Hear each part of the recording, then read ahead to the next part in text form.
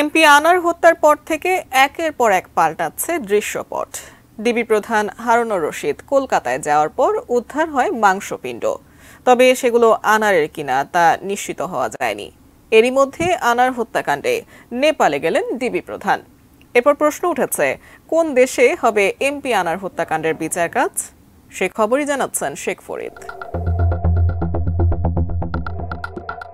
ঝিনাইদহ ৪ আসনের সংসদ সদস্য আনোয়ারুল আজিম আনার হত্যার মূল মামলা ভারতে হয়েছে এবং তদন্ত ভারতে হবে। তবে তদন্তে বাংলাদেশ সরকার সর্বাত্মক সহযোগিতা করবে বলে জানিয়েছেন স্বরাষ্ট্রমন্ত্রী আসাদুজ্জামান খান কামাল। ১ জুন ঢাকা বিশ্ববিদ্যালয় ছাত্র শিক্ষক মিলনায়তনে এক অনুষ্ঠানে গিয়ে সাংবাদিকদের বিষয়টি জানান স্বরাষ্ট্রমন্ত্রী। আনার হত্যা সংক্রান্ত এক প্রশ্নের জবাবে তিনি জানান, মূল হত্যাকাণ্ড যেহেতু ভারতে হয়েছে সেহেতু মূল মামলাও ভারতে হয়েছে। ভারতের সঙ্গে যুক্তরাষ্ট্রের বন্দি বিনিময় চুক্তি আছে, তাই ভারতেই এই হত্যাকাণ্ডের মূল তদন্ত হবে। বাংলাদেশে এই হত্যাকাণ্ড সংঘটিত হলে পুলিশ বিষয়টি তদন্ত করত।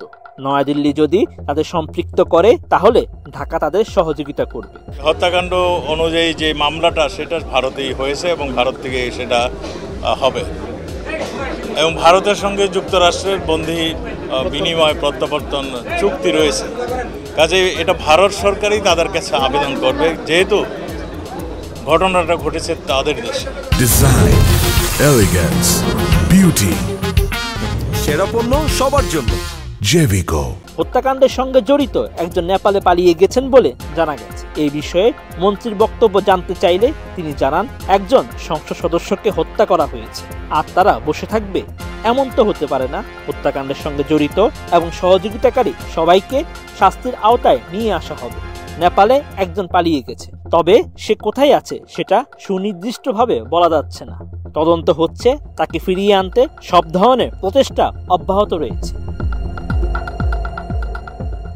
এদিকে এমপি আনার হত্যা তদন্তের জন্য নেপালের উদ্দেশ্যে ঢাকা ছেড়েছেন ডিবি প্রধান হারুনুর রশিদ। এ সময় প্রতিনিধি দলে ডিবি 2 জন কর্মকর্তা এবং পুলিশ সদর দপ্তরে এনসিবির একজন কর্মকর্তাও রয়েছেন।